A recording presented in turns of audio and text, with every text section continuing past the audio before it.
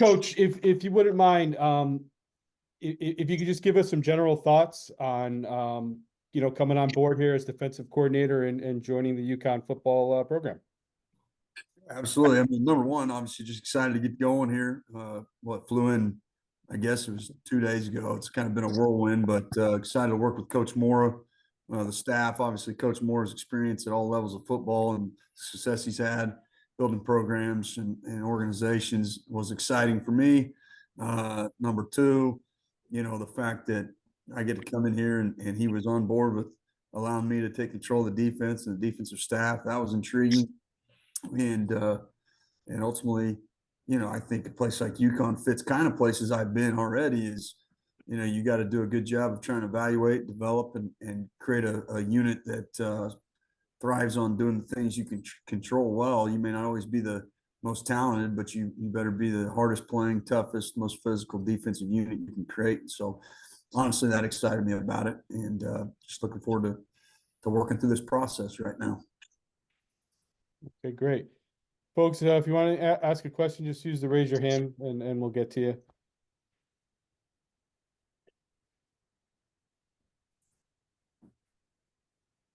Joe Ruda, go right ahead. Hi, Coach. Joe Ruda, Hartford Current. Welcome. I know you kind of hit on it already, but going through this process, looking at Connecticut football and what you can bring, just what are your expectations and what are your hopes for what you can do to transform this defense and help this team? Yeah, hopefully, I think like any coach will tell you, I mean, the first thing you want to do is create, whether it's your position room or whether your unit, you want to create a group that emulates your own personality. And so number one, I hope, I hope we have a unit that it plays with unbelievable effort, that's physical, it's disciplined, and plays defensive football the right way. I mean, playing great defense, it's not a science, it's more about how violent you're willing to play and your toughness. And hopefully we demand that and we get that. And like I said, I think the players here over the course of history are those type of guys. So I'm hoping to see those guys embrace that defensive culture or expectation or whatever buzzword you want to use, We'll go to Carl.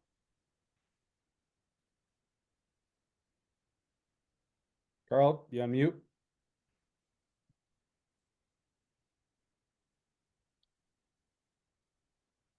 We'll come back to Carl. Graham, go ahead. Oh, go ahead. Hey, Coach. How you doing? Welcome. Hey, Curious to know your thoughts initially on the defense so far and the guys that are here, and also who's coming in and how they fit well into your scheme that you're planning on implementing. Yeah, that's a pretty in-depth question for me being here 48 hours. To be quite honest, I don't have a great feel for our guys. I mean, that's just me being blunt with you. I just haven't seen enough to make a comment on that. I mean, obviously through the process with Coach Mora before I took the job, I spent as much time as I could watching film. But you're sitting there trying to remember whose number is who and who's coming back. So you might not like this answer, but this is the blunt, honest answer. And the fact is, I don't know yet. That's a better question for me as we get into spring ball, or at least watching more workouts and things like that. As far as how they fit in personnel wise, I can probably speak on that a little better. That was part of the discussion through the interview process. You're going obviously from a really a traditional 4-down, 4-2-5 nickel structure to everybody says this is a 3-3-5 defense. And I've told our players, I've told our coaches, this is really a 3-3-5 personnel. And one snap we may look like a 3-man front. The next snap, we may look more like they looked last year as far as a 4-down front, So what I'm saying is we are different in what a lot of defenses are, I think, where you've got all these teams that are starting to go package-based defense, more like the NFL. This defense requires really two positions, one in the front, the same linebacker, and one in the back end, we call them the dog, but the middle safety. To have a multitude of their skill sets and be very flexible in the assignments that we ask them to execute. So as we went through the process, I say all that to answer your question and say, I think there's guys that we have on this roster that I think can fit into those two positions and have shown on film and just a little bit I watched them work out that they have a chance to provide that flexibility and allow us to do what we want to do. Great. Thank you so much. Appreciate it. Carl, we'll go back to you now. Thank you, Bill. Coach Carl Adam at Hearst Media. Coach, I'm wondering, who is your coaching role model? Who influenced your coaching philosophy? Yeah, you know, I'm gonna be honest with you. I think you try no matter what, you know, good or bad experience. I think you try to draw from everybody you've been around. I think the number one thing as a coach is you got to make sure you stay true to who you are, because players see through fake. And I don't blame them. I would too. You got to build trust with your players, and I think the best way to develop that trust is be genuine. And so I'm going to be who I am, but I've drawn from everybody. I mean, even going back to my high school coach, I played in a small high school, and you know, the core beliefs of that program, we were able to win a lot of games. I've carried that with me. You know, I moved on to a college program that we were able to kind of turn it around. I've carried things from that, good and bad. And then as I got into this level, I was very fortunate to get into this level. I've worked with guys like Cliff Kingsbury. I thought he did always a great job relating with players. You know, I've had, you know, I've had Mike Leach, obviously, is a pretty big influence on me, even though he's an offensive guy. Mike Leach's consistent messaging and his expectation within the organization, I'll forever appreciate and try to emulate to the best of my ability. And then, you know, defensively, Zach Arnett, the guy I worked for here in the last 4 years, you know, as a linebacker coach and then as the defense coordinator, and he became the head coach of Mississippi State. I mean, I've drawn from him as well, my defensive philosophy and how I want to attack people. So I think you take good and bad, you try to learn from them and all the people you've been with. Joe Zone, go ahead. Hi, Coach. Welcome. Joe Zone, the CBS station in Hartford. Yes, sir. Your philosophy for coaching defense, do you mold your team around your philosophy, or will you change your philosophy a little bit based on the talent you have?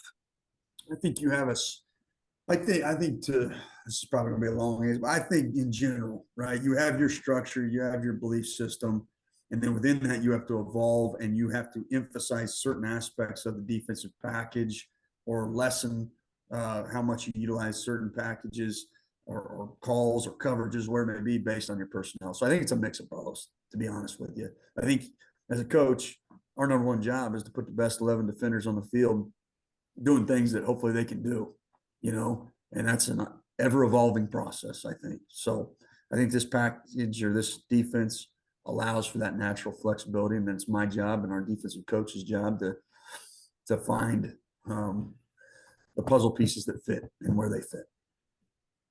Okay, Coach. Thank you. Yes, sir. Roger, go ahead. Hey, Coach. Roger Cleveland from the Waterbury Republican American newspaper.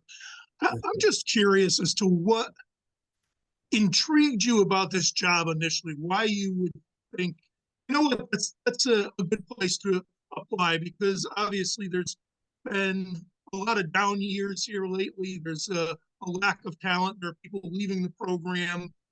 There must be something, whether you just love a challenge or you love Coach Mora. Why would you come here? Yeah, number one, like I said initially, was Coach Mora's had a great track record, no matter where he's been. He's been successful.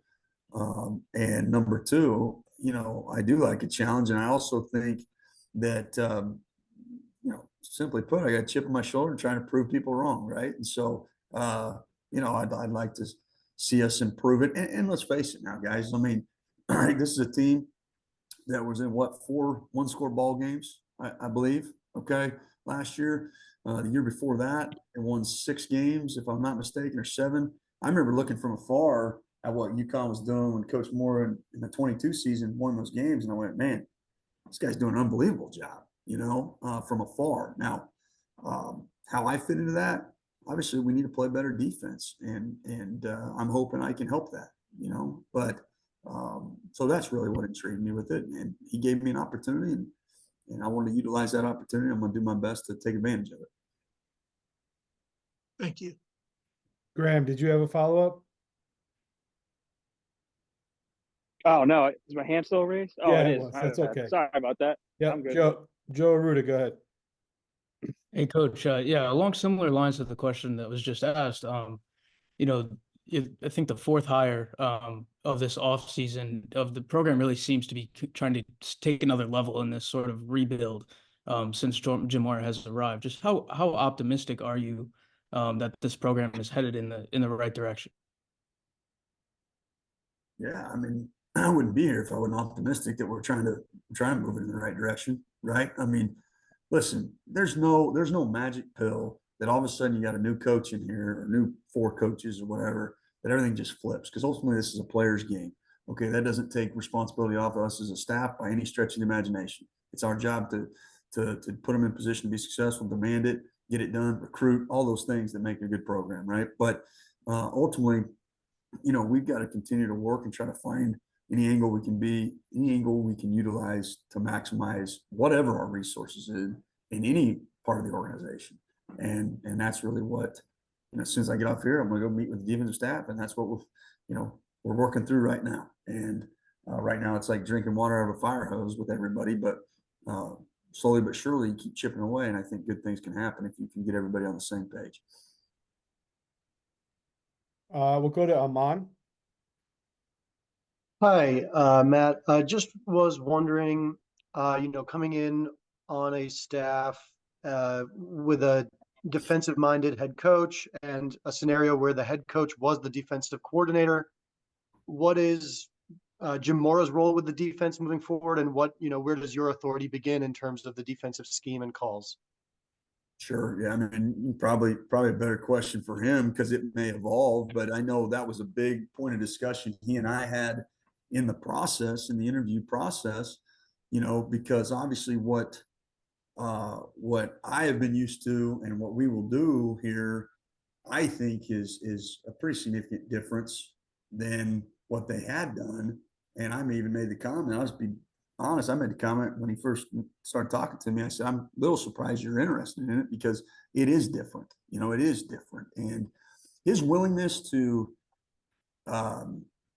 embrace that, and almost get energized by it, just from outside looking in on his personality, that honestly gave me faith in the opportunity as well, because this is a guy that's done it at the highest level, right?